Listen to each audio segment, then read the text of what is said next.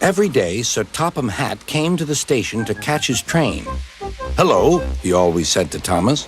"Don't let the silly freight cars tease you. Remember, you have an important job as a special helper in the train yard."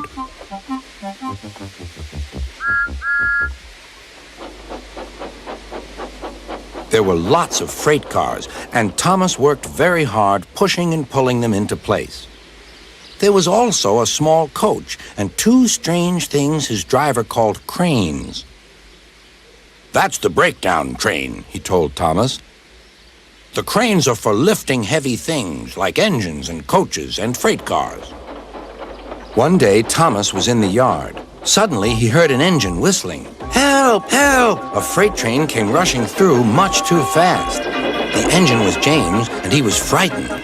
His brake blocks were on fire. "They're pushing me! They're pushing me!" he panted. "On! On!" laughed the freight cars, still whistling, "Help! Help!" Poor James disappeared.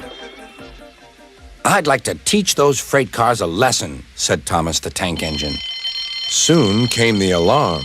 "James is off the line! The breakdown train! Quickly!" Thomas was coupled on, and off they went.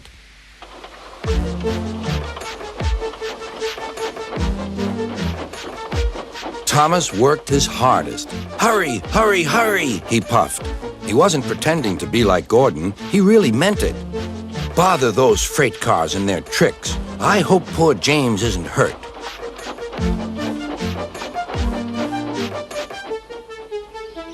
James's driver and firemen were feeling him all over to see if he was hurt.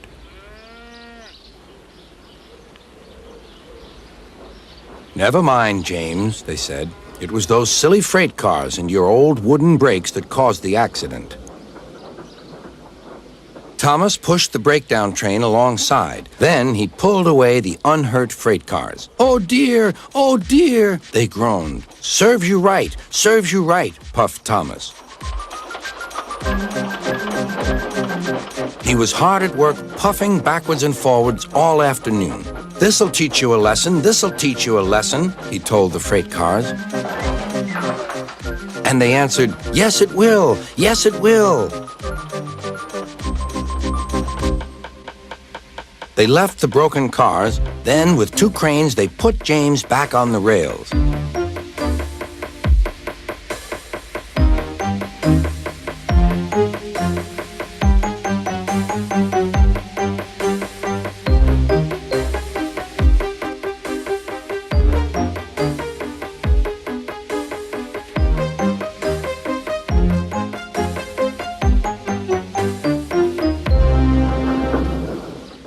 He tried to move, but he couldn't, so Thomas helped him back to the shed.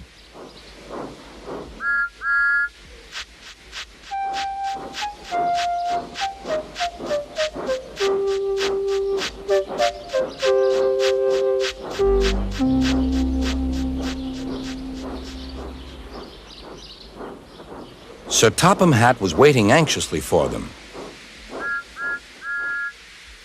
"Well, Thomas," he said, "I've heard all about it, and I'm very pleased with you. You're a really useful engine.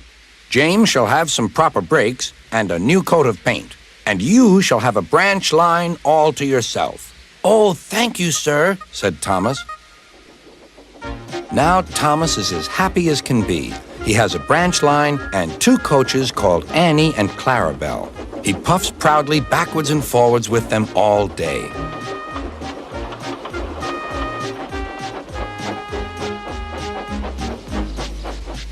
He is never lonely. Edward and Henry stop quite often and tell him the news. Gordon is always in a hurry, but never forgets to say, "Boop, boop," and Thomas always whistles, "Beep, beep," in return.